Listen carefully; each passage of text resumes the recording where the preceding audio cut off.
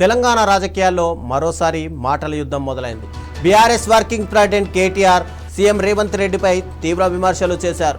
రేవంత్కు తెలిసిందల్లా ఢిల్లీకి మూటలు పంపడమే అంటూ వ్యాఖ్యానించారు. ఇక కాళేశ్వరం ప్రాజెక్ట్, రైతుల సమస్యలు, 6 గ్యారంటీల అమలుపై కాంగ్రెస్ ప్రభుత్వాన్ని నిలదీశారు.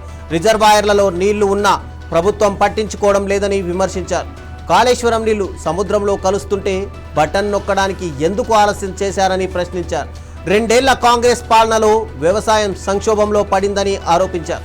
ప్రభుత్వం చెప్పిన 70,000 ఉద్యోగాలపై బహిరంగ చర్చకు సిద్ధమా అంటూ సీఎం రేవంత్ రెడ్డికి సవాల్ విసిరారు. ఇక రైతుల కోసం అవసరమైతే రక్తం ఇవ్వడానికైనా సిద్ధమని ప్రకటించారు. మనకు తెలియాల్సి, మీకు తెలుసు ఆయన ఒక చిచోరగాడు, ముఖ్యమంత్రి కాదు, మన్ను కాదు, ఒక చిచోరా.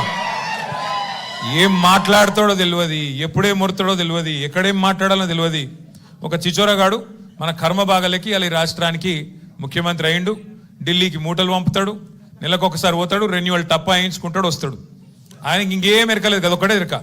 పైసలు దోసుకోవాలి, ఇక్కడ తీసుకొని మూటలు కట్టాలి, మరి తీసుకుపోయి ఢిల్లీలో రాహుల్ గాంధీకి పెట్టాలి, దండం పెట్టాలి, టప్ప కొట్టించుకోవాలి, మళ్ళీ రావాలి. ఏం చేసిండు 2.5 ఏళ్ళల్లో? ఒక 4 పనులు చెప్తాడా? చెప్పే ముఖం ఉందా? రెండే వచ్చి ఆయనకు తిట్లు, ఒట్లు. తెల్లారలేస్తే మైక్ ఇస్తే కేసీఆర్ని తిడతాడు, లేదంటే దేవుని మీద ఒట్టంటాడు. మొన్న సిగ్గు లేకుండా చెప్తుండు, భద్రాచలం రాముడి మీద ఆననట. ఇదివరకు పెట్టిన ఓట్లు సరిపోలేదా?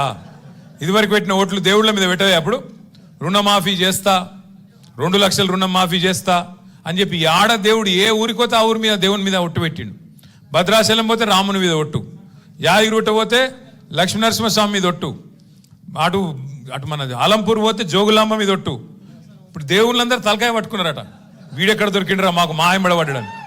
అంటే మాటలు కోటలు దాటుతున్నాయి కానీ పనులు మాత్రం చేతులు దాటుతలేవు. ఇవాళ కోట చేతులు కూడా దాటుతలేవు, కడప దాటుతలేవు. అంటే వాస్తవం ఏంది అంటే ఈ 2.5 ఏళ్లలో ఏం జరిగింది అంటే, వాస్తవం కేసీఆర్ గారి ప్రభుత్వంలో రైతుకు కడుపుల సల్లగదలకుండా అన్నీ మీరు ఎక్కడున్నోళ్ళకి అక్కడికే వచ్చేది. యూరియా అది ఇది కాదు, ఒక యూరియా మాట్లాడుకుందాం పట్టు. ఎట్లుండే యూరియా కేసీఆర్ ఉన్నప్పుడు? ఆటో అన్నకో ఆటో తమ్ముడికో ఫోన్ కొడితే పొలం కాడికి యూరియా వస్తుంది, కరెక్ట్ అని చెప్పేది కాదా? ఇవాళ ఏంది పరిస్థితి? షాపుల ముంగట మళ్ళీ బాగుందా లైన్లు?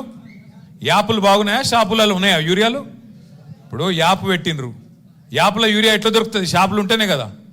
షాపులనే లేకపోయా, షాపులు ఎక్కడ లైన్లు కనబడతాయేమో అని చెప్పి యాప్ అని డ్రామా. లేదాడ యూరియా లేదు, యూరియా తెచ్చే తెలివి లేదు, రైతు బంద్ చేసే ముఖం లేదు. కరెంట్ చక్కగా వస్తుందా? ఎన్నిసార్లు కట్ అవుతుంది రోజుకు? మళ్ళా మోటార్లు కాలడు షురు అయిందా? అయిందా లేదా? మోటార్లు కాలుతున్నాయా? ఆఖరికి ధాన్యం అమ్ముకుందామంటే సంచులు దొరుకుతున్నాయా? సుతిలన్నీ ఇస్తుండ వాడు, కనీసం సంచులన్నీ ఢిల్లీకి పంపుతుండదు. మనకెరికే బిజీగా ఉన్నాడు, ఢిల్లీకి పంపుట్ల సంచులు దొరకాయి. సుతులు కూడా